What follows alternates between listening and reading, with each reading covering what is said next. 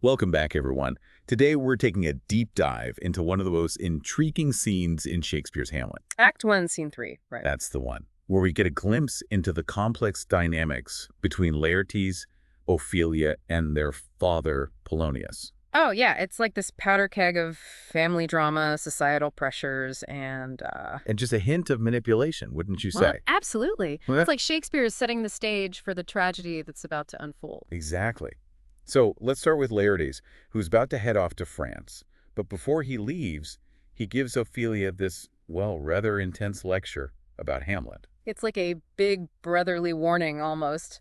Don't get swept up in the prince's charms, he says. Remember your reputation. Which was, of course, a huge deal back in Elizabethan England. Oh, for sure. A woman's virtue was practically synonymous with her family's honor. So any whiff of scandal could be devastating. Absolutely. So Laertes is basically telling Ophelia, protect yourself, girl. This guy could ruin you.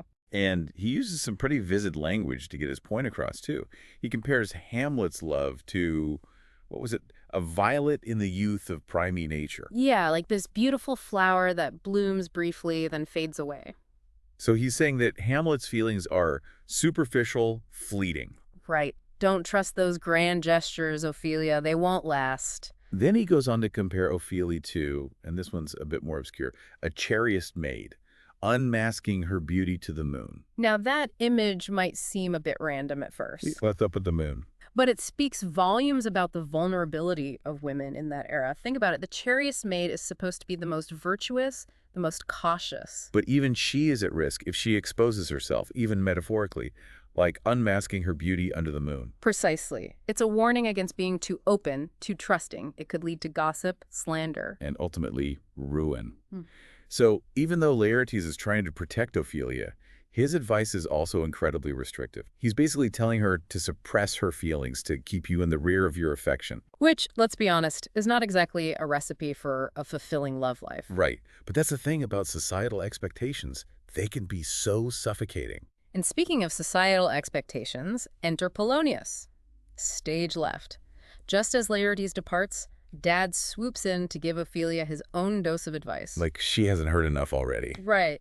It's almost comical how both father and son feel the need to lecture her, as if she can't think for herself. It really shows the power dynamics at play here. Polonius, the patriarch, expects total obedience, especially from his daughter. It's a classic example of how women were treated back then, almost like property, their lives dictated by the men in their family. And just like Laertes, Polonius is fixated on Hamlet.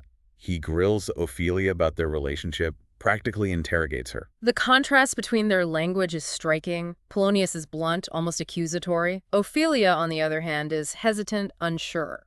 You can almost feel her shrinking under his scrutiny, like she's walking on eggshells, afraid to say the wrong thing. Exactly, and it's all because Polonius is obsessed with appearances.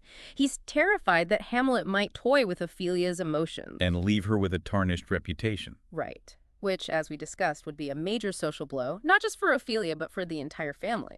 So there's this underlying fear driving Polonius's actions. But it's also pretty controlling, isn't it? Oh, absolutely. I mean, both Laertes and Polonius are basically trying to dictate Ophelia's love life. It's like they don't trust her to make her own decisions. Well, that's the thing about patriarchal societies, right? Women's choices, especially when it comes to romance, were often subject to intense scrutiny and control. And it makes you wonder, what if Ophelia had been allowed to follow her heart? Would things have turned out differently? That's a question that hangs over the entire play. Ophelia's tragedy is partly a tragedy of circumstance, of being trapped by societal expectations. And this sense of entrapment is intensified by what Polonius does next.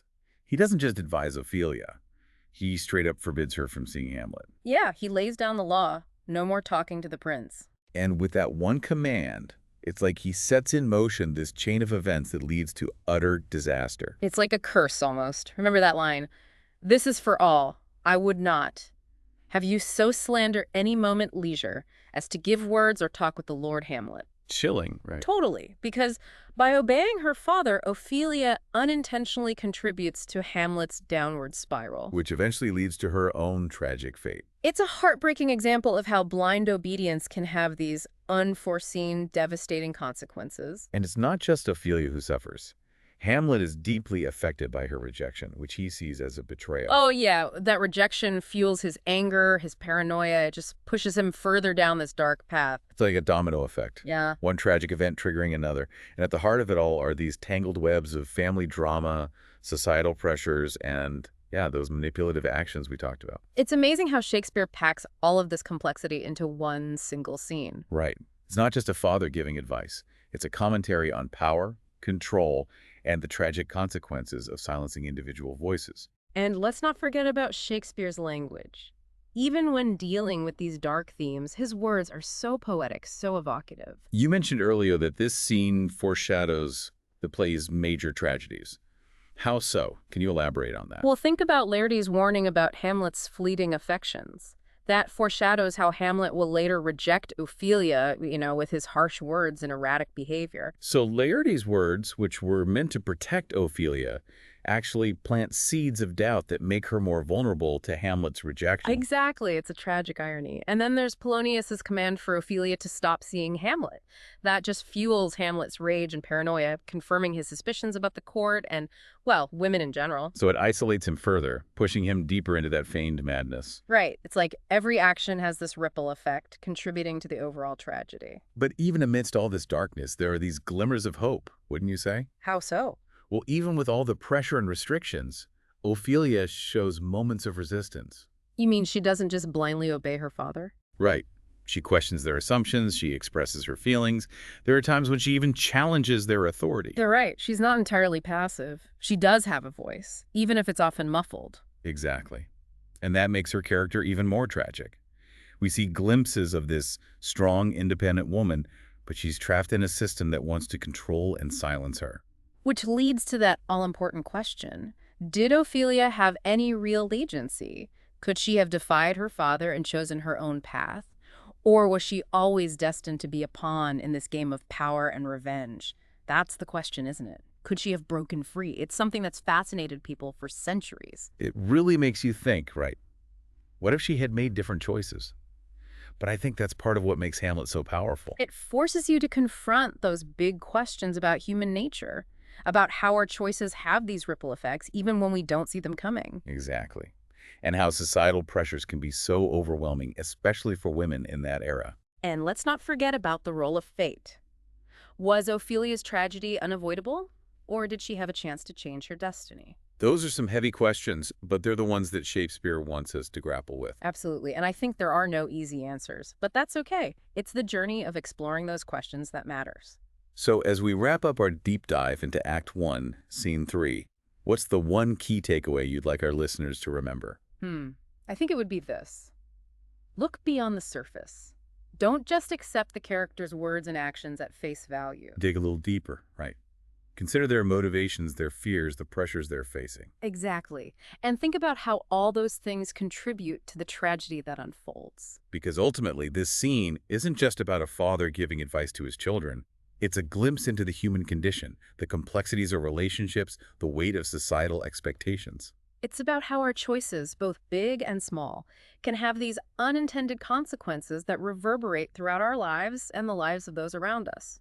Shakespeare is giving us a masterclass in human psychology, in the interconnectedness of our lives. And he's inviting us to ask those tough questions, to challenge our assumptions, to embrace the ambiguity that makes his work so timeless and relevant. To our listeners, keep exploring Hamlet. Delve deeper into the characters and their motivations. Draw your own conclusions about this incredible play. And as you do, keep those questions swirling in your mind. What if Ophelia had defied her father? What if Hamlet had chosen a different path? The beauty of Hamlet is that it allows each of us to find our own answers, to make our own interpretations.